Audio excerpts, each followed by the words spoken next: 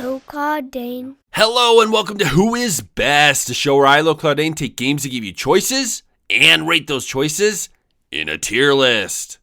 Sea of Stars is a charming indie title that wears its Chrono Trigger inspiration on its sleeve. For those of us looking to relive the glorious pixelated days of the SNES, this title was made for you. Now in this title you receive 6 party members. Battles allow you to switch each character in freely, so best party isn't as relevant as who are the best characters. And that's exactly what we'll be asking ourselves today. So buckle up, subscribe, and if you would like to request your own list, become a Patreon member today. We'll start with the tier. Garl is the worst character in Sea of Stars for a whole host of reasons. He's mainly there in the early game as your basic healer. In the mid to late game, Garl falls way behind, seeing his magic is disgustingly powerful and he has the lowest magic stat of the crew. He does have a decent physical defense and offensive stat, but really, he'll be the first party member you replace. The final nail in this dude's coffin is that he's unavailable in the late and end game for your first playthrough and requires you to complete the post game in order to get him back. Overall, Garl is easily the worst party member in this title. There's no one who placed in the low tier, so we're going to skip ahead to the mid tier. The only member of the mid tier is Beast. Beast suffers a lot of the same faults as Garl. He has a low magic stat, and in the end game, his physical damage becomes nearly obsolete. With that being said, physical damage isn't entirely bad, and Beast's blunt type attacks can be devastating to enemies weak to it. Another mark against him though is that he's a late recruit, meaning that you'll probably have a team already established by the time he joins. Unlike Garl though, he'll be there for the late game, so it is what it is. The top tier. Rayshun's utility is a little different than most on this list. He's not your best damage dealer, so he's passed up by most. His normal attack does hit everyone if timed right, and he has access to both the arcane and poison element. Really, he's your late game healer, which is also nice.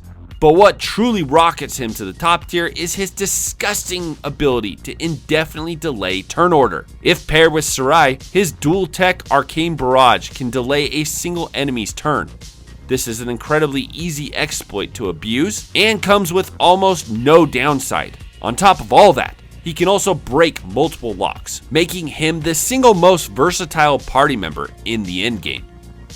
Next on the top tier is Sarai. Putting aside Sarai and Reshin's combined usefulness in delaying enemies, Sarai has an entire tool belt of useful abilities. Venom Flurry's poisoning can chip away bosses' HP, and its timing is pretty easy to master. Disorient can be used to delay enemies, and Phase Shift and Vespertine Cannon deal incredible single and multi-target damage. Sure, her utility isn't as useful as Reshin's, but she ends up being your third best damage dealer, which makes her incredibly useful.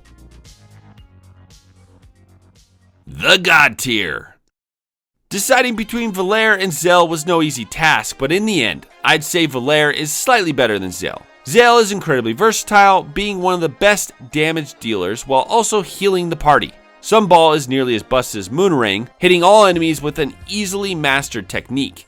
On top of this, he has the single strongest combo attack with Reshin. Conflagration does insane damage. Valere has the better combos and overall is the most consistent fighter of the group. Lunar Shield and Crescent Arc are great abilities for defense and attack, but really, the reason she's here is for her Moonerang skill. Moonerang with the right timing is the most abusable skill in the game. Seriously, look up videos. People have done 3-digit combos with this thing. I'm sure the devs never considered just how much damage this attack could theoretically do. And that's our list. Let me know in the comments who your favorite character is and why it's not the completionist. These allegations are slanderous. Be sure to like, share, and subscribe, and I'll see you all later.